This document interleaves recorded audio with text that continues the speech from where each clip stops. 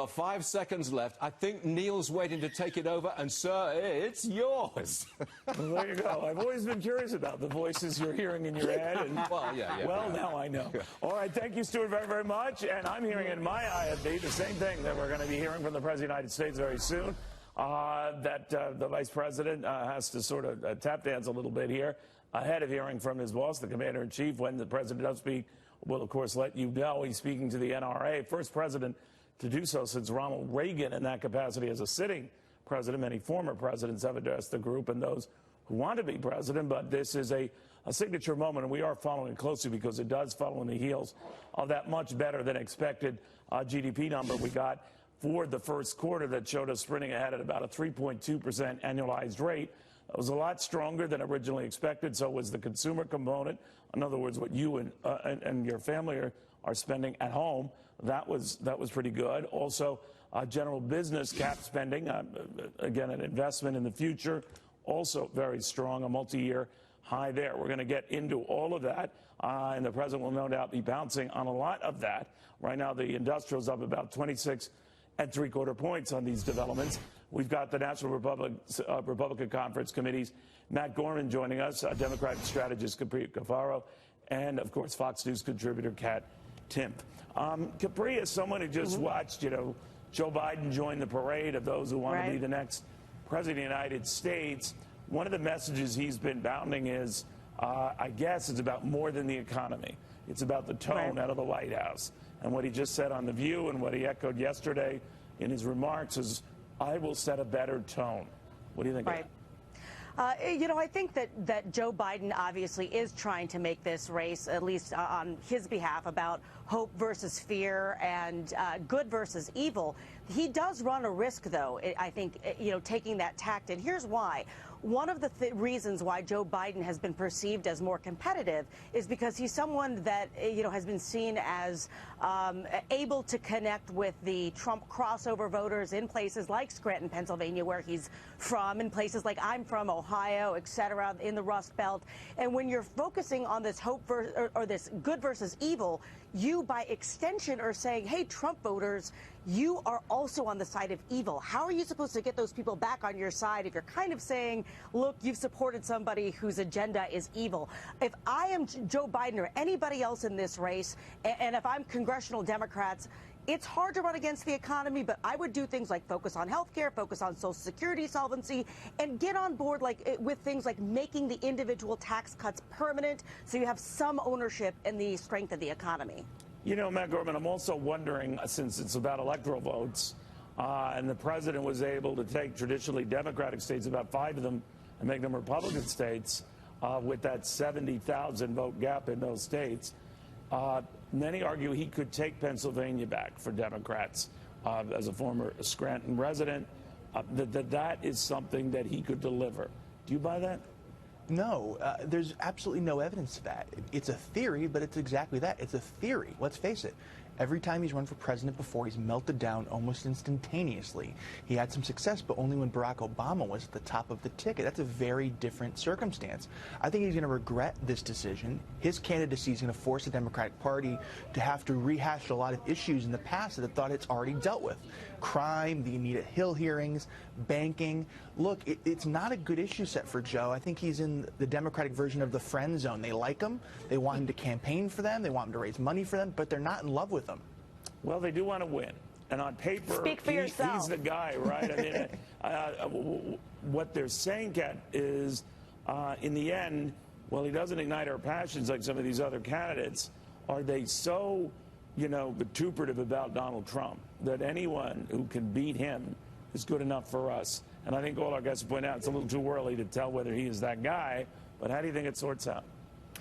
I think it is too early to tell, but I think that their focus is who can beat Donald Trump, because I haven't seen a group of people who hates anyone as much as some of these people hate Donald Trump. So that should be their focus, but they have to be very careful to not eat their own too much. We're already seeing a lot of that. We're already seeing a lot of media coverage of Joe Biden, but a lot of that coverage has been negative. Attention from the media is a good thing, but when you're the front runner, you're going to face a lot of scrutiny, so it can actually end up bringing you down instead of bringing you up. As was mentioned earlier, the Anita Hill, the way he treated Anita Hill, and also the crime bill, the Iraq war. These are all things that were trending yesterday on Twitter as he announced his campaign. That is not really the best outcome when you announce whatsoever. So we'll just have to wait and see what happens, see if he can explain away some of the things in his past that have people to have changed views on as the times have changed, or whether those things are going to bring him down. We do know, Cabrini, I want you to react to this, that both men, that is President Trump and the guy who wants to take him down, Joe Biden, have been talking up their age, not as a negative, but as an asset, and each has reflected on the other's age as well. Look at this. I just feel like a young man. I'm so young. I can't believe it. I'm the youngest person. I am a young, vibrant man. I look at Joe. I don't know about him. I don't know. I would never say anyone's too old, but I know they're all making me look very young, both in terms of age and I think in terms of energy. I think you people know that better than anybody. If he looks young and vibrant compared to me, I should probably go home. Look, everybody knows who Donald Trump is. And the best way to judge me is to watch, see if I have the energy and the capacity. All right, we'll see. It's still early on. We don't know. Maybe they wait for those moments each side when the other guy stumbles. But what do you think of this battle over age, Capri? Well, I think it's kind of funny, you know, because right now we're dealing with not only Donald Trump and Joe Biden, but Bernie Sanders, who's also in his 70s. So apparently age, you know, is maybe not a factor. Joe Biden and Donald Trump are on an even playing field, but I've seen tweets from President Trump calling Joe Biden Sleepy Joe. So it's crazy Bernie and Sleepy Joe. So I think that this theme of, you know, sort of low energy Joe Biden, I think we're going to continue to see from the Trump camp. And the onus is going to be on Joe Biden to show that he really does have that energy and that stamina, which frankly, even due to his age, even in spite of his age, President Trump in 2016 showed that he was ready, willing, and able to go the distance and campaign 24/7. And you can say, no matter what your party affiliation, that when two older guys go at it and they really don't care about what others think, that's a hallmark moment. I think you just...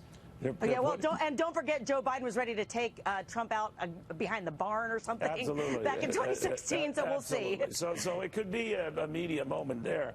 But, Matt, normally when someone builds up the type of criticisms the president and his team have had for Joe Biden, well, they might be kind of silly. Some might say that they're kind of funny. It's a sign that they're worried, that he's one guy they worry about. What do you think? I would be worried. I think you have to take both Bernie and Biden very seriously. I think they're two front runners. But let's face it, President Trump's at his best when he has an opponent, when he has an enemy. I think that's what benefited him in 2016 versus Hillary. He can't let this become a referendum on himself like it was in 2018, you could argue. So we talk about the economic news today as well. He needs to make a choice between him and the Democrat. Economic progress or economic stagnation. If he does that, he's much more primed to be reelected. And if it's only about President Trump's last 4 years, it needs to be forward-looking as well, what the Democrat and what a Democratic presidency would look like.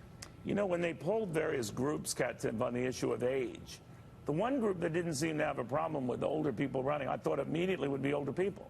Turns out young people, people your age, it don't matter. It just is not a big issue. Now, maybe it would be if they had like a moment where you begin to wonder, wait a minute.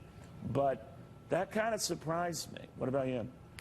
Yeah, I certainly don't care about someone's age. I would like to, as a libertarian, see Ron Paul run again. I don't care how old someone is, as long as they are up to the task. I think people care about things that affect them directly. They care about the economy. They care about their pocketbooks. They care about health care. I understand all that, Kat. I'm sorry I wasn't clear. But despite all the studies that say, let's say in your upper 70s, you're 80, you begin to lose your fastball. Now, if you're in my case, decades prior, that's happened. But my point is, does it matter to young people when they hear all the physiological change and everything else that maybe they themselves don't even think of for themselves because, well, they're decades off? Right. I'll never get old. But I don't think it matters because you can see these people on TV. You can see how they debate. You can see how they engage. It's not like you'll have no idea whether they have the energy or the stamina to do the job once they're in office, because campaigning is incredibly strenuous as well. So I think that you get a chance to see that these people can handle it before we actually put them out there to be president. Yeah, and we forget, too, John Kennedy was among our youngest presidents, and he had a whole list of health issues that didn't come to light until decades after his tragic death. So there might be something to what you all are saying. So we'll watch it very, very closely. The president will be addressing the crowd right now. For all I know, he's just, downing his Metamucil, and out he goes. I'm kidding. I always get a kick out of this stuff because I just finished my Metamucil. We'll have more after this.